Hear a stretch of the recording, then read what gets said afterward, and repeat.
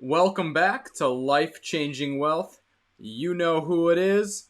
It's your boy, Jay Biondo here.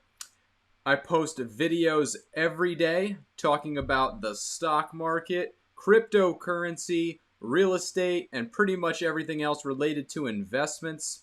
If you guys like the content, make sure to give this video a thumbs up, hit the subscribe button below, and turn on that notification bell for all my future videos.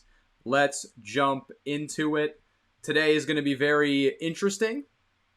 Today we're going to talk about real estate. It's a topic I have yet to cover on this channel, but let's jump in because some of the questions that come up with real estate is, well, is real estate better than the stock market? Is real estate better than crypto? Why would I be in real estate if I could just be in crypto or the stock market?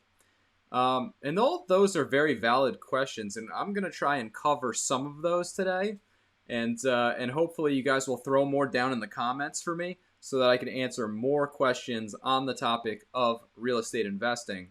And so let's just kind of frame this, if we will. So when you invest in real estate, it's this totally separate asset class, and you have to think about it totally different. There are so many different things to consider when investing in real estate versus a stock. When you invest in a stock, or let's just say an exchange traded fund, an ETF, you often can just sort of throw that aside and use it as passive income. Now, the same is true for real estate. If you have a property management company, there are ways to make it passive, but often, at least initially, if you're just renting out one property, you're essentially going to have a little bit more maintenance, a little bit more involvement without a property manager. So let's just think about this for a second. The main thing with investing and what we all want at the end of the day is what's going to generate the highest return. What's the biggest value for my money without the biggest headache, right? So that's the way I see it, and also while reducing risk. This is that's really what investing is. It's a way for you to earn a return based on how much risk you're willing to take with your money. So when it comes to real estate, some things to consider: location of the real estate property. Other things to consider: really, what can you afford? What can you charge for rent in that location? How much are the mortgages? How much are you going to put down if you're buying a rental property? Are you going to put down 20%? Or are you going to put down zero and pay the private mortgage insurance? So these are things, and also things to think about like insurance, replacement costs of things, of like tenant damage. So these are just some of the things that that you have to consider when making a real estate investment. So this is where it gets fun. This is where I get excited because I want to take you on a journey through the numbers, because we could sit here and talk about the positives and the negatives of owning real estate all day, but at the end of the day, what do the numbers show? I'm going to walk you through right now exactly how to find a rental property. And I'm gonna use a house for an example for this example today. I'm gonna show you exactly how to determine if that rental property is something you should consider. With that said, before we jump to the numbers, I got one more point I want to make, and that is when you think about real estate, it's all supply and demand driven. So you want to find renters. You want to make sure that you keep your vacancy rates low. So you don't want vacancies. So think about your real estate investment almost as if, it's so dependent on location. You need to make sure that people are either in that area, moving to that area, that you can foresee a future where rents are going to be higher, that it's a desirable area. These are all things to consider. All right. Oh, I've given you guys enough frame of real estate. Now I want to take you on a walk through the journey of the numbers. So let's go to it. All right, guys. Here we are. So before, let me just show you guys. So before we even jump to the rental numbers, this was just a house I had picked from West Hartford, Connecticut. Okay, because I'm from Connecticut, so I just plugged in a town because I want to do a real live example with you. So here we are, house in West Hartford for sale for $219,000. So we get an estimated mortgage payment down here for, roughly $1,200. So if we were to break even, we'd have to at least charge $1,200. But as we'll see, we'll have to charge much, much more than that. And we can find out if this is a rental property worth considering. Now, I haven't gone through the photos. I don't know what the inside of the house looks like. I'm not even going to go through the photos because even though that's sort of like self-explanatory, right? But when it comes to real estate, it's formulaic. You can essentially plug in some of the details that we're going to find here on Realtor.com into some pricing aggregators, and I'll walk you through this. So it's a 3-bedroom, 2-bedroom, 2-bath, 3 bedrooms, 2 baths. This is the street on Trout Brook. Familiar with that road? And no, I don't live in West Hartford. Um, so if I take this data, right, and I head over to rentometer.com, this is a pretty cool site. This is, essentially what I did was I plugged in the address of the property. Then right after that, I don't put in a number for rent because that's almost irrelevant. You don't need to do that. That just gives you like an estimate as to what you think the rent would be. But you don't need to do that. Then you just plug in the bed. So it's a 3-bedroom and it's 2 baths. So the option here is 1.5 or more. So we go ahead and we do that, and then we run analyze, and this site analyzes rental properties in that area. So it kind of gives me a gauge as to what I can charge in rent. So median price being $2,100. So immediately in my mind, the bells are going off, right? Because I know my mortgage payment would be roughly $1,200 or so based on the quick realtor.com. Now we can go dive deeper into the math later, but immediately I'm thinking, okay, so I can make almost $1,000 a month if I went with the median price or really the average price. I'd make even a little more. And then if it was really nice inside, really prime property, okay, now I can charge $3,000, $3,000 a month. I pay $1,100. Okay, plus other costs. I know I'm going to earn passive income on this every single month. All right, so that's step 1. Now stay with me, guys. Stay with me. This is where it gets a little bit more complicated. Okay, so this is sort of the clean slate. So let's just jump right into this.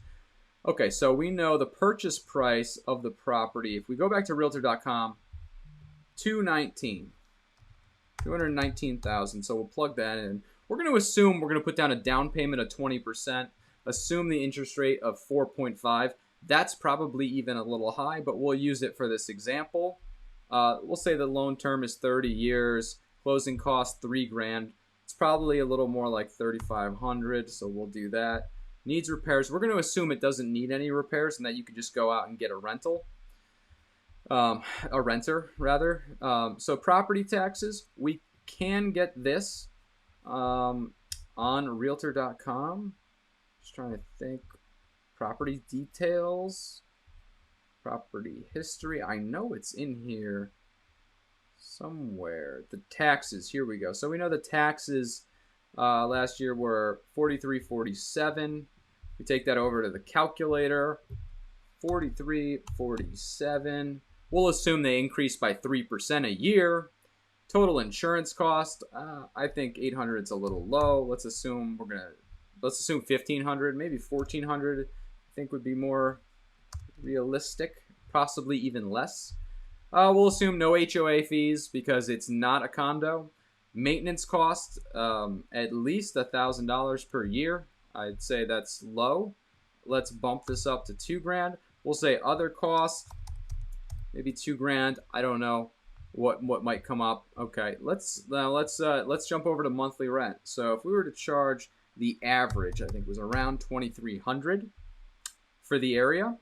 We'll assume that there's no other income. There's a vacancy rate of 5%. Maybe you go a month here and there without getting a renter.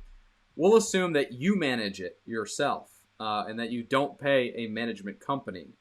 Okay. Value appreciation, we'll go at 3% a year. Holding length, we'll just say we're going to hold it for 20 years before we sell it. Cost to sell it, let's say 8%. And that's even a little high. And then we calculate this out. Okay, so we arrived at the numbers now where we can talk about this and actually start to think: is this a decent property to buy? You know, I plugged in a random property. Well, it turns out, so the IRR on this is 20%. Wow, that's actually very attractive. This is very good. Assuming the inside's not a disaster, this is very good. So 20% is in most years difficult to do in in the stock market. It can be difficult. The stock market on average returns 9 to 10% on the S&P 500 over the past 100 years, right? So 20% right here. This is becoming more attractive. Now, it may not be as attractive as crypto, but during crypto winter, this would be very attractive when you're just not seeing any results from cryptocurrencies. Okay, so let's dive in further, right? So here we have total profit when sold, $406,000 at the 3% appreciation. We have cash on cash return, almost 1,000% of the cash that we put down because we didn't put down. We put down 20%. That's right. So the return on our cash is extremely high. Cap rate. So the cap rate at 7.52 is sort of the return on it's the return on the capital you had to put down, or essentially. So 7.52, that's decent. Really, the most attractive thing is this 20% IRR. Really, really attractive. And then we break it down even further, right? So it's assuming that if you put 20% down, your mortgage will be even less, at around $900 a month. And it breaks down all the costs, right? So at the end of it, you have net operating income on a monthly basis of $1,300 a month. Annually, $16,000 for the year. So this one property can generate $16,000 in additional passive income for you. So if you own a few of these, you're doing pretty well. And that's what I wanted to break down. I wanted to give you guys some numbers so that you can look at this and start to think, does this even make sense for me? And you don't have to be, you don't have to be a real estate agent. You don't have to have all those kinds of skills. This is very simple. This is, I could give this to like, a 15-year-old and they can figure this out, right? So this is very simple stuff, guys. And I can't wait to see what you guys do with it. So I wanted to break that down. Don't forget, as always, to check out all of my other videos on investment topics just like this. This is just the first step into real estate. We will dive deeper. Hit the subscribe button if you enjoyed the content below. And also, make sure you give this video a thumbs up if you enjoyed it. I can't wait to see you in the next video. Don't forget to comment below. What do you guys think about real estate? Is it worth it? What kind of real estate? What kind of real estate interests you? Are you thinking about commercial? Are you thinking about condos? Do you guys like rental properties? What are the pros and cons? And what are some of the challenges that come up that are on your mind? Because I'm always looking for ideas from you to make new videos. So that's what it is, guys. I'm here to serve you. I'm here to bring you new content related to investment topics, and that's what I want to leave you with. So again, guys, I look forward to seeing you in the next video.